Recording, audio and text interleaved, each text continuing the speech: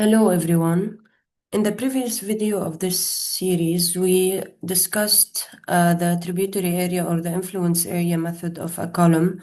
What is it? Why do we need it? How do we calculate it? And then we tried the method on AutoCAD for each column, how to find the tributary area using center lines and center to center distances from surrounding columns. And then we saw how to use the Excel in order to find the axial force in the column or the wall. So in this video, we will be talking more about how to use this method in an engineering approach. So if you're working in an engineering office and then you need to use the tributary area method in order to validate the results of your model, what should you do? So for the sake of this exercise, I have this this floor plan of a building. Okay, what we will do is, of course, we won't check all columns. We will do cross checks for two or three columns, maybe one wall, usually to validate the model. Because if like two or three columns are working, usually the model has no problems and it's behaving correctly. So, for the sake of this example, we will be finding the tributary area for these two columns, which I have already plotted. And then using the Excel, we will find the axial load implied on them from the tributary area. And then we will cross-check the values obtained in Excel with the values obtained in the software. So this column will be C1, which is an edge column, and this column will be C2, which is an internal column. So just some information about the project that we would use in Excel. So the number of stories here is we have a ground floor, then 8 upper floors, and then the roof floor. For the loads, we have the ground floor and upper floor have the same loads, and then the roof has different loads. As for the slab thicknesses, it's the same for the ground floor, upper floors, and roof. We have the following story heights, which define the column height. And then as for the columns, C1 has the same section from the foundation to roof. However, C2 is 40 by 90 at the ground floor, then 40 by 70 at the first floor, and then 40 by 60 till the roof. So C2 will appear something like this. This is from the roof to the second floor, and this is at the first floor, and this is at the ground floor. Okay.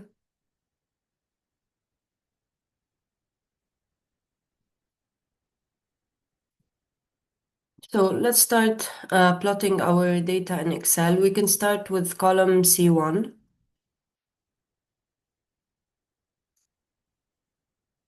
Okay, so for this example, I have only foundation to ground, then ground to eighth floor, and then the roof. I don't have a ninth floor, I don't have top of roof, and I don't have any basements.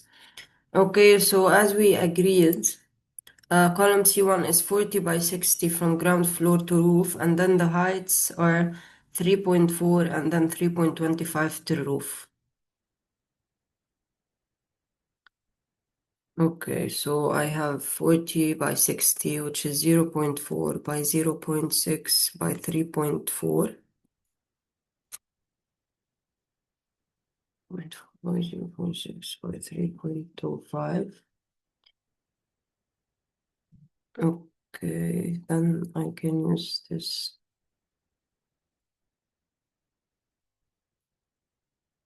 Okay, so this is for my column dimensions. For the tributary area, the area does not change from ground floor till roof because it's the same slab limit.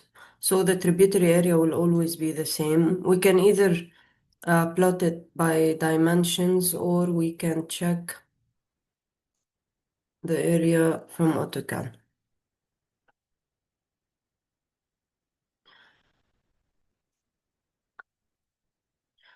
So this is 15. 0.07. Okay, so as we agreed, the slab's thickness is 0.22 everywhere. Okay, live loads are 0.4 and 0.35 everywhere except for the roof. It's 0.5, 0.4.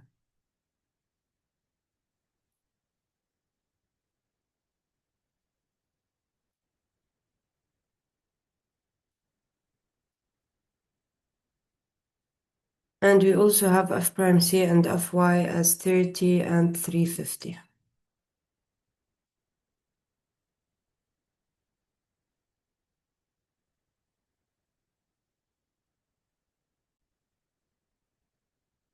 Okay, so the final thing to put is F prime C and Fy. We have them in this project as 30 and 350.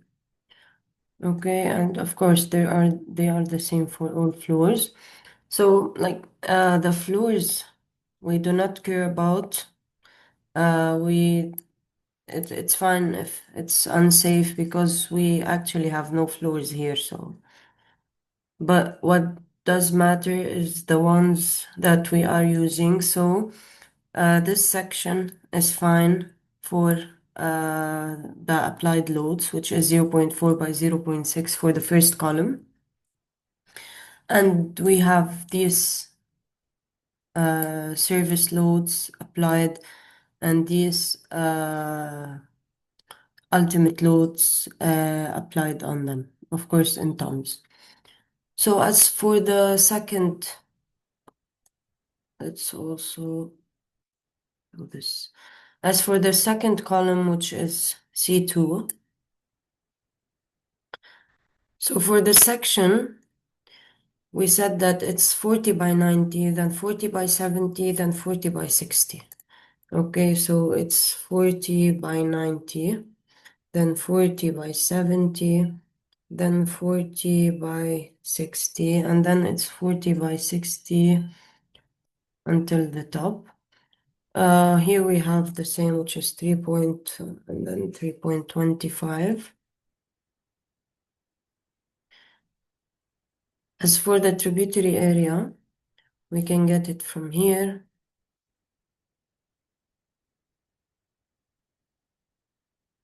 which is 29.92.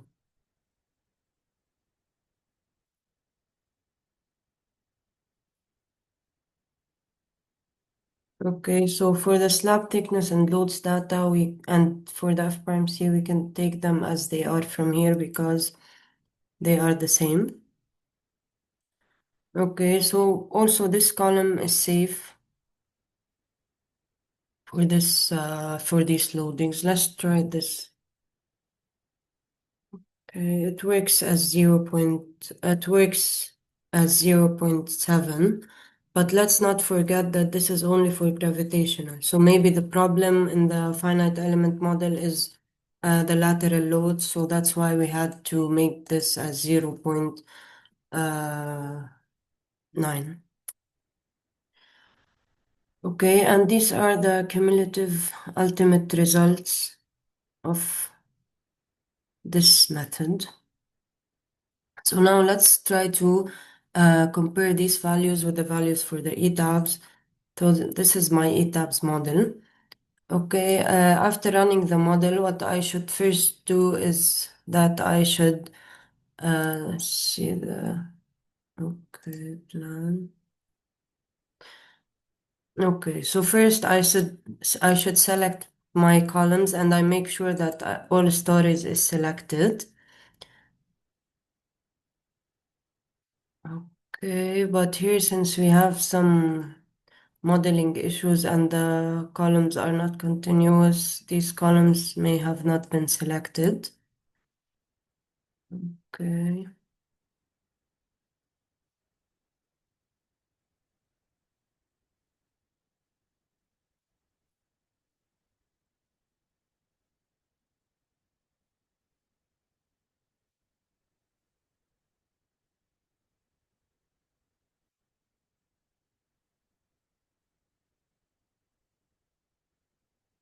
Okay.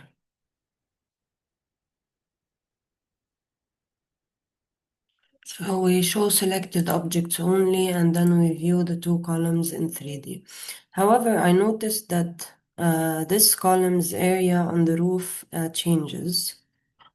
Let's check. Okay, so it becomes something like this, so half the area, because the slab becomes smaller, so we can adjust it in ETABS, sorry, in Excel. So for the roof, this is half the area. Okay. So in order to view the axial load, I go to display force diagrams frame, and then I need to select my load combination. Okay, I need to select which one is 1.2 dead and 1.6 live. Or I can just define it. Load combination, add new combo, 1.2 dead load plus 1.6. Okay, so I have here SDL and then the live. So I have 1.2 dead and 1.6 live. I need to check if there are any dead.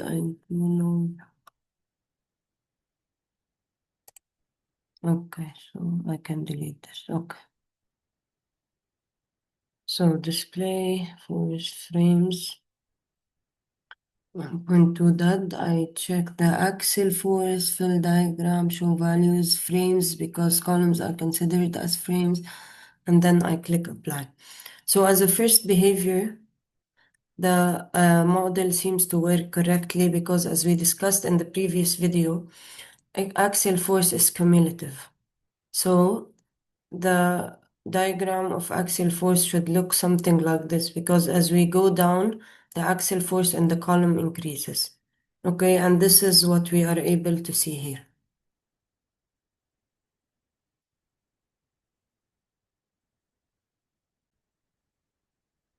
Okay, so the value at foundation we are seeing here is 510 tons. And here we are noticing 258 tons. Okay, so this is C1 and this is C2.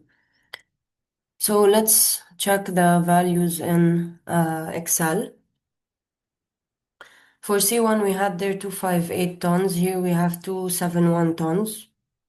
More or less, it's the same because we're talking about 271,000 kilograms. So 258 or 271, it's almost the same. And for the column C2, we have 510, which here is 498. So also it's almost the same. Let's not forget that this method is approximate and the ETABS is more precise and takes a lot of more factors into consideration, like the column stiffness, if I have the presence of any beams, because here I did not take into consideration the presence of any beams. Um, and also the areas in the model might be a bit different. It takes into account a lot of different factors that we already discussed in the first part. So the force here is cumulative from 31 to 498, and the load here is cumulative from 33 to 510. So at the beginning, it's almost the same, this load. Here it's 83,135. So it's 85,137. It's almost the same, but as the load increases, the the difference becomes a little bigger, but it's totally acceptable. And for the second column, we have variation from 31 to 271. So here we have it from 28 to 258. So apparently my model is working fine. Let's also check the surface combination. I think I also need to define it. Okay, define load combination. Dead plus live. which is the service.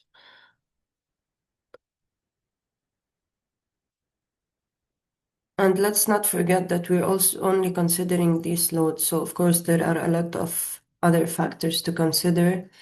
So display force diagram.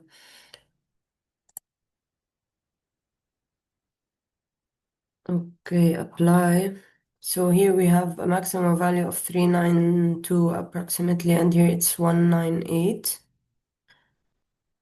So here it's 198, like almost close, and 392 of also it's almost the same. So and the service combination is varying from 24 to 382. So here it's varying from 25 to 391, okay.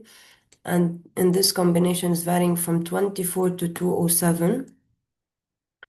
And here it's from 21 to 198. So the model seems to be working fine from a columns point of view. Also, if we want to check the diagram for all the columns, if it's working properly.